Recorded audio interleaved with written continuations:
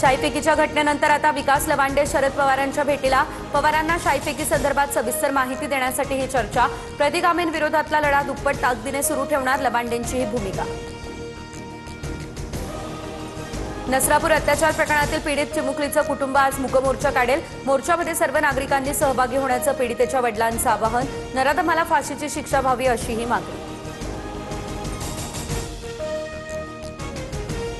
गोंदियाच्या आमगावात गॅस बुकिंगसाठी लांबच लांब रांगा. इंडियन गॅस एजन्सी समोर ग्राहकांची गर्दी. गॅस बुकिंगसाठी नागरिकांची धावपळ सुरू. नाशिकमध्ये तापमानाचा पारा पुन्हा 40शी पार. असह्य उकाड्यानं नागरिक हैराण. पुढील 2 ते 3 दिवस उन्हाच्या तीव्रतेचा सामना करावा लागणार. नंदुरबार शहरामध्ये आता आजपासून 2 दिवस आड पाणीपुरवठा. शहराला पाणीपुरवठा करणाऱ्या विरचक या धरणामध्ये केवळ 60% साठा शिल्लक. नागरिकांनी पाणी जपून वापरण्याचं आवाहन. आंबा बागायतदारांच्या मोर्चाला ठाकरेंच्या शिवसेनेचा पाठिंबा. अवकाळी पावसाचा कोकणातील आंबा काजू बागायतदारांना फटका. 15 मे रोजी फडणवीसांच्या वर्षा निवासस्थानी मोर्चा काढणार.